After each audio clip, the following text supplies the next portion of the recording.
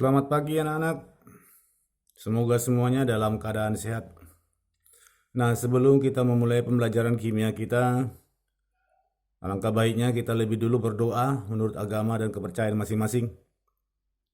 Doa dimulai. Doa selesai. Baiklah, sebagai pembelajaran kita hari ini yaitu tentang kelanjutan daripada hukum-hukum dasar ilmu kimia, di mana hukum yang pertama yaitu hukum kekekalan massa dan hukum yang kedua yaitu hukum perbandingan tetap, itu sudah kita bahas. Dan sekarang masuk kita yang ketiga, hukum yang ketiga yaitu hukum kelipatan berganda atau hukum Dalton. Bunyi daripada hukum Dalton ini adalah jika massa salah satu unsur dalam kedua senyawa adalah sama, maka perbandingan unsur yang lainnya dalam kedua senyawa itu haruslah merupakan bilangan bulat dan sederhana. Sekali lagi, jika massa salah satu unsur dalam kedua senyawa adalah sama, maka perbandingan unsur yang lainnya, maksudnya unsur yang kedua, dalam kedua senyawa itu haruslah merupakan bilangan bulat dan sederhana. Bilangan bulat di situ berarti enggak pecahan, enggak koma, dan sederhana di situ artinya lebih kecil dari 10. Nah, untuk lebih memahami bunyi daripada hukum Dalton ini, kita perhatikan contoh berikut. Belerang atau yang lambangnya S dan oksigen yang lambangnya O membentuk dua jenis senyawa, di mana kadar belerang dalam senyawa 1 dan senyawa 2 berturut-turut adalah 50% dan 40%. Apakah hukum Dalton berlaku untuk senyawa tersebut? Nah, kita bikin cara menjawabnya menggunakan tabel seperti ini. Ini senyawa 1, senyawa 2, unsur S, unsur O. Nah, kita masukkan yang diketahui tadi, hati-hati cara masukkannya, mana yang diketahui. Kadar belerang, berarti ini S. Pada senyawa 1 dan senyawa 2 itu diketahui. Jadi ini 50%, kita tuliskan 50, dan ini 40. Nah, perlu kita ingat, kita ketahui bahwa jumlah kadar S dengan O dalam senyawa SO itu harus 100%. Harus 100%. Sekali lagi, bahwa jumlah kadar atau jumlah massa S ditambah O itu harus 100. Nah, dengan demikian bisalah kita isi dan ini dan ini. Nah, pada senyawa 1 kalau S-nya 50, berarti O-nya juga 50. Nah, untuk senyawa 2, S-nya 40, berarti O-nya berapa supaya 100? 60. Itu langkah pertama. Kita pahami lagi bunyinya tadi, Jika salah satu unsur dalam kedua senyawa adalah sama. Inilah dia maksudnya. Salah satu unsur ini kedua senyawa 1 dan senyawa 2 adalah sama. Ini kan belum sama. Jadi harus kita samakan dia kalau belum sama. Terserah kita mau kali berapa. Yang penting harus sama, itu dia. Nah, Bapak ambil contoh, misalnya perkaliannya di sini kita kali 2 sama dengan 100. Nah, supaya ini sama dengan 100 juga harus sama, kita samakan dia. Kali berapa lah ini? Berarti ini kali 2,5. Nah, begitu juga dengan unsur O di sini, Ini tadi kan dikali 2 unsur S. Maka untuk unsur O juga harus dikali 2. Hasilnya adalah 100. Sedangkan untuk senyawa 2, unsur S itu dikali 2,5. Maka di sini juga dikali 2,5. Hasilnya ini adalah 150. Nah, jadi dengan demikian perbandingan perbandingan ya massa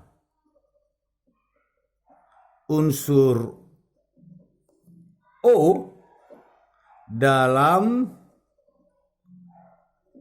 senyawa 1 banding senyawa 2 adalah 100 dibanding 150. Itulah dia, inilah hasilnya nih. Ya, ini dia. Maka ini kita sederhanakan lagi, ya. Sama-sama kita bagi berapa? Sama-sama kita bagi 50. Ya, maka ini perbandingannya adalah 2:3. Nah, inilah dia.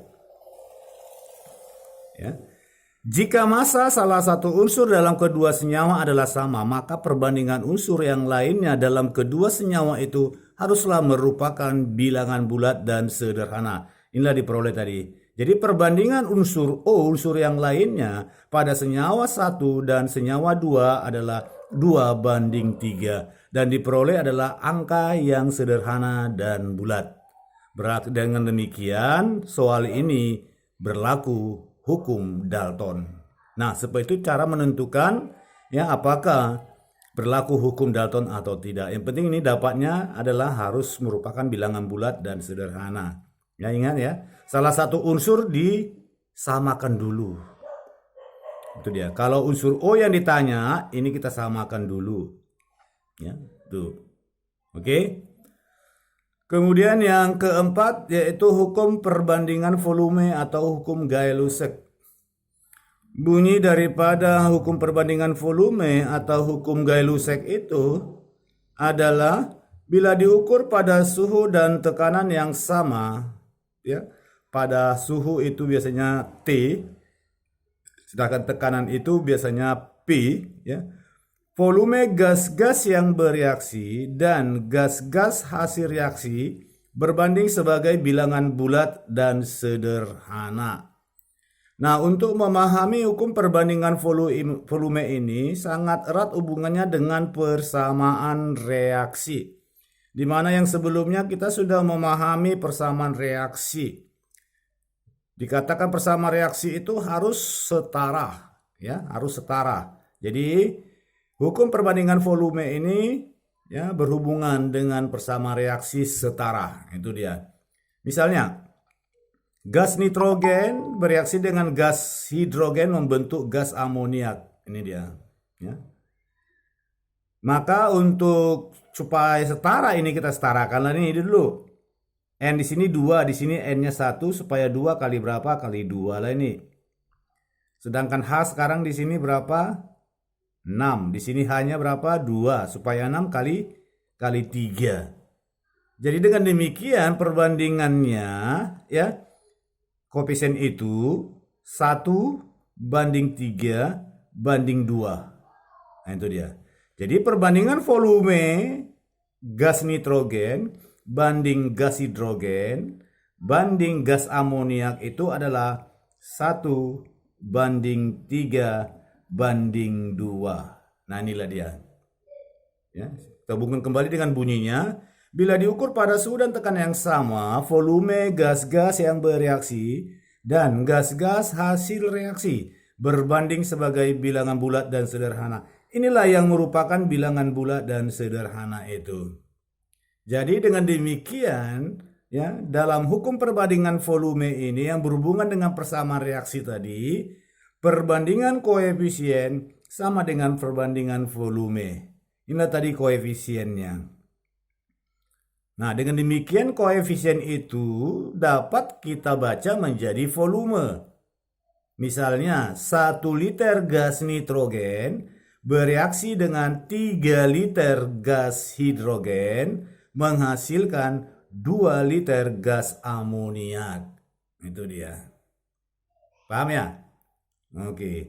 Jadi hukum Gay-Lussac ini hanya berlaku untuk reaksi yang semua zatnya berwujud gas. Jadi harus yang berwujud gas.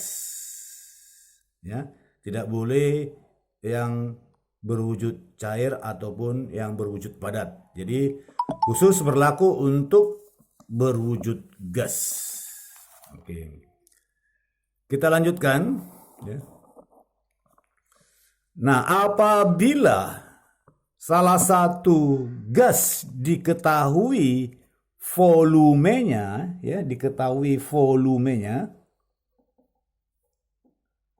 oke ya, maka volume gas-gas yang lain dapat ditentukan. Itu dia. Ya, ini maksudnya dalam persamaan reaksi. Ya, dalam persamaan reaksi.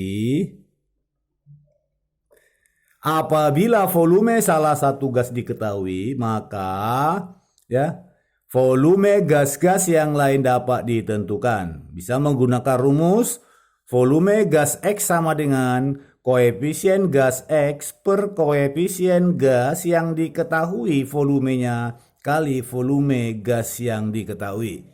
Jadi kunci pertama adalah koefisien per koefisien. Jadi jelas bahwa hukum perbandingan volume ini berhubungan erat dengan persamaan reaksi, berhubungan dengan koefisien. Oke, kita ambil contoh soal. Gas etana yaitu C2H6 terbakar menurut persamaan reaksi. Ini dia. C2H6 ditambah O2. Ingat ya, kalau pembakaran itu tetap ditambah O2. Kalau misalnya nanti reaksi nggak diketahui, kalau dibakar katanya tambahkan aja O2. Oke, kalau ada C yang dibakar itu pasti hasilnya CO2. Kalau ada H yang dibakar pasti hasilnya H2O. Inilah dia. Nah, hitunglah volume gas O2. Ini yang ditanya, volumenya ini. Dan volume gas CO2. Berapa ini? Untuk membakar 6 liter gas C2H6. Jadi jawab, kita bikin persamaan reaksinya. Ini dia. Nah, kita periksa dulu reaksi sudah setara atau belum. Ya, reaksi ini belum setara. Nah, kita setarakan dulu. C di kiri berapa? 2. C di kanan ada 1. Supaya 2, ini kali 2. Kemudian H di kiri 6. H di kanan 2. Supaya 6 kali 3. Kemudian O di kanan. Ini adalah 4. Ya, di sini 3. Jadi supaya ini tadi 4 tambah 3 7. Kan gitu ya, 7. Berarti ini 2 kali berapa supaya 7 kali 3,5. Itulah koefisiennya. Oke. Nah, ini yang diketahui. Volume C2H6 ini diketahui 6 liter. Yang ditanya berapakah ini, berapakah ini? Jadi yang A, volume gas O2 sama dengan itu tadi gas X, koefisien gas X, ya, koefisien gas O2 ini 3,5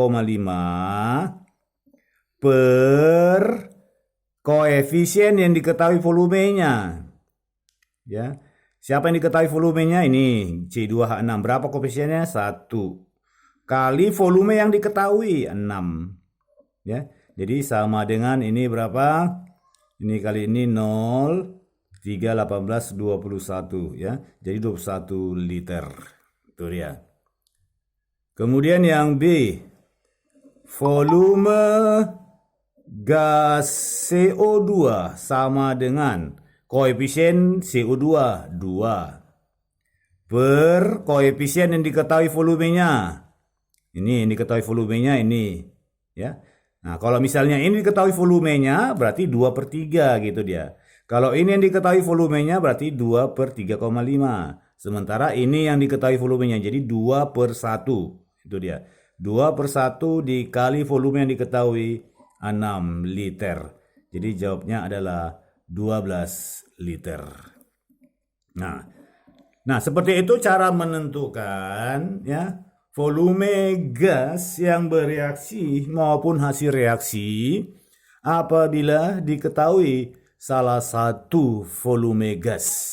Jadi ingat rumusnya ya, koefisien per koefisien dulu, baru kali volume yang diketahui. Oke, jadi hati-hati jangan terbalik. Ya. Nah, itulah pembahasan tentang hukum perbandingan volume. Ya. Dan yang kelima itu adalah hipotesa. Hipotesa Avogadro. Avogadro.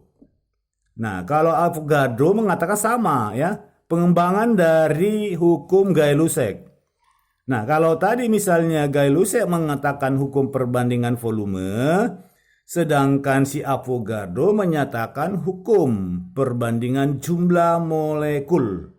Itu dia. Misalnya tadi untuk reaksi N2 gas ditambah 3H2 gas menghasilkan 2NH3 gas. Jadi kalau menurut Gay-Lussac tadi, ya Gay-Lussac ini adalah 1 liter bereaksi dengan 3 liter menghasilkan 2 liter gas amonia. Sedangkan Avogadro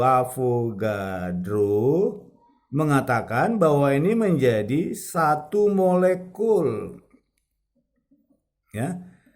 Direaksikan dengan 3 molekul. Ya, menghasilkan 2 molekul. Hanya berganti aja liter menjadi molekul, itu aja dia. Kalau untuk hipotesa Avogadro. Ya, jadi kalau sudah paham hukum perbandingan volume, jelas paham hukum Avogadro. Karena itu sangat erat hubungannya dengan koefisien reaksi. Oke? Paham ya anak-anak ya? Nah, saya kira sampai di sini dulu pembelajaran kimia kita, yaitu tentang hukum dasar ilmu kimia. Jadi hukum dasar ilmu kimia itu yang kamu ingat ada 5. Yang pertama yaitu hukum kekekalan massa atau hukum Lavoisier. Yang kedua yaitu hukum perbandingan tetap atau hukum Proust. Yang ketiga yaitu hukum Dalton atau hukum kelipatan berganda, ya. Dan yang keempat yaitu hukum Gay-Lussac atau hukum perbandingan volume.